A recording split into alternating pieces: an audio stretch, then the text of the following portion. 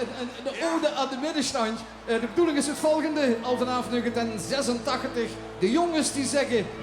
Na, na, na, na, na.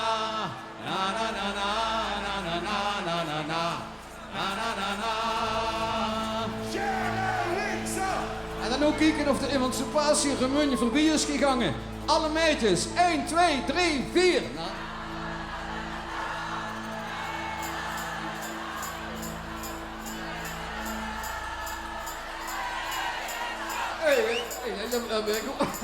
En die leren lang houden. Ja, maar dan ook niet volgens mij vrienden al een tientje, maar dat lukt zich geen goed. Nog één keer het geweld van de jongens. 1, 2, 3, 4. Ja,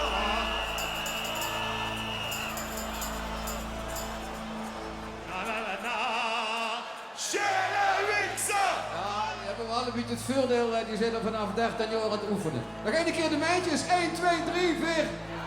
Dat is dit verkeerd. Dit verkeerd. De munje is gegangen in de vaart der volkeren. En de vrouw die tellen die gelukkig ook wit. Girl power. De Mac.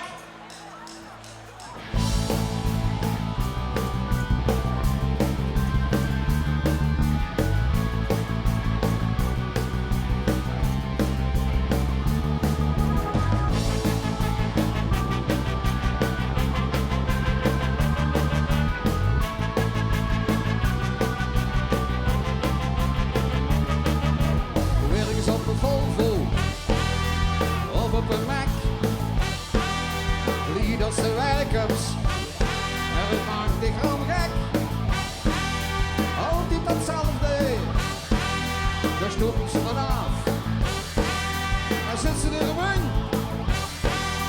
stuk in de kraag.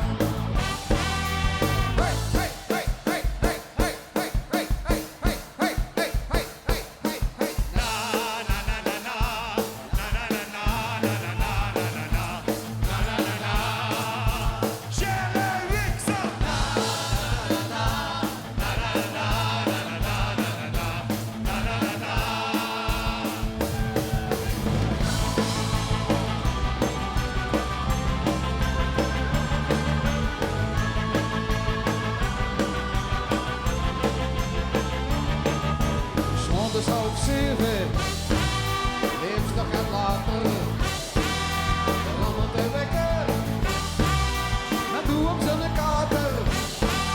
Wat mag ons de spier, zonder hoop op de vloer, want zij wat hupstige gegeten, wat ruikt dat toch zoer.